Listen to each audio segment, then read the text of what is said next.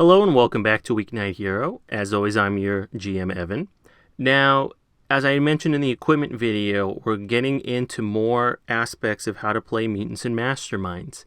I know the next big one after equipment that people wanted to know about was combat. So let's get into and dive into the aspects of combat in this new video series that I'm calling the Danger Room. Here's where we're going to learn all about conflicts and how to master them and how to master your own abilities in combat. So I'll start this video off with the basics. Now it's important to note that combat in Mutants or Masterminds, because it's based off of the D20 system, runs very similarly to other games that use D20 like Dungeons & Dragons. But I know a lot of people who come from different games and play styles have a bit of a difficulty with understanding combat and generally how it works. So let's start with the basics and work up to more complex matters in combat. As you can take a look at our flow chart here, we're going to start from the top and head to the bottom. So first big thing is to establish initiative. Initiative is big in this system because characters that act first are able to do surprise attacks, but also whenever they attack characters that have not performed their first action within a round, they were previously considered flat-footed, but in this game they're considered vulnerable in that their active defenses are a lot lower, and it makes it much easier to land a strong and powerful blow at the start of battle. When you roll for initiative, you're determining the flow of combat and also whether or not your character might get taken down by a lucky punch. So initiative is very important, and focusing on it is often very important. Now, assuming you rolled for initiative and you're now able to attack, the next big step is choosing your attack. And what I mean by this is, without the assessment advantage, you do not actively know a character's defenses prior to attacking them. Now, your GM might allow you to know this information. Some don't. So a lot of the times when you're going into encounter without the assessment advantage, you are going in blind. So choosing the correct attack can set you up for success in the future or set up roadblocks to your encounter, because if you don't know their powers yet and you choose the wrong attack, it might end badly for you. And what I mean by that is, if you rely heavily on perception ranged attacks, you have to be able to actively perceive your target. If they have a concealment power, it's countered, and all of your perception-based attacks are now useless. If the character seems particularly fast, it might benefit you to use a more accurate attack or switch over to the accurate attack maneuver in order to make sure your blows land. I had mentioned in a previous video that at lower levels, accuracy is highly important, because what does it matter how strong your attack is if it doesn't land? Or you might want to switch to a power attack if your opponent hasn't acted in the initiative order yet and they are left vulnerable. So you might be able to score a really powerful, strong attack right off the bat because your opponent hasn't had the ability to really activate their active defenses yet.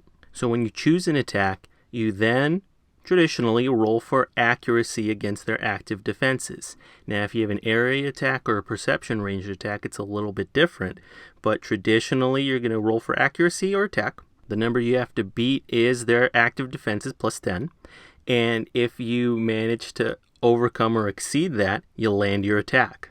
Once you've landed your attack, who's rolling then switches over, so now the person who's actively rolling is rolling to see how much they resist your attack. So they're going to roll their d20 and then use their relevant save or passive defense, and they're going to determine whether or not they beat the difficulty check of your attack.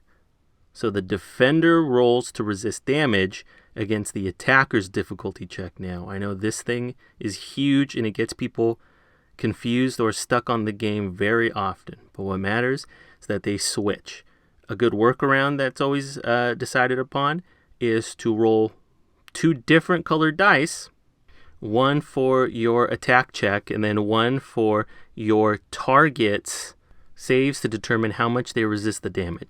Should their save not exceed the difficulty check of your attack, they take an injury or damage or suffer an effect as a result of it. Now, those things are decided by degrees of success, which are increments of 5. So easiest way to look at it is if they fail, you see how much they failed by and determine how much it is by an increment of 5. So if they have failed the save by upwards of about 6 points or 9 points, those both fall within the 2 degrees of failure, and that would mean that their character is injured as well as dazed.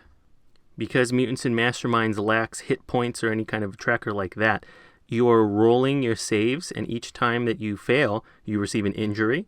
And what we're doing here is we're kind of having a drag-out brawl where each time a character takes an injury, they have a penalty to their save, and as their save drops lower and lower and lower, they no longer have a buffer against damage, so one good attack without any of your save left can knock you out. And the way that that's done is they either suffer the third effect in a lot of affliction powers, or they suffer the third effect twice in damage powers, which means they're incapacitated. Now, this isn't taking into effect yet all of the numerous ways that the dice can be messed with modifiers and penalties to change the flow of combat. But for right now, this is an overview of combat, and it's a very simplified way of determining rolls. So you're going to play out this scene back to back with each character that's in the initiative order, determining a target, rolling for attack, and then the receiver of the attack rolls to see how much they resist the damage, and continue on till either a character is incapacitated or you have reached the goals of your encounter. Now, every battle does not have to realistically end in every single character getting knocked out like it's a fighting game. Now, why is that? Well, stay tuned for my next video on role-playing out combat encounters, which is going to be the basis of this next episode. So stay tuned for that. Like, comment, and subscribe. Leave your questions in the comments, and we'll be happy to discuss them. As always, I'm your GM, Evan. See you guys next time.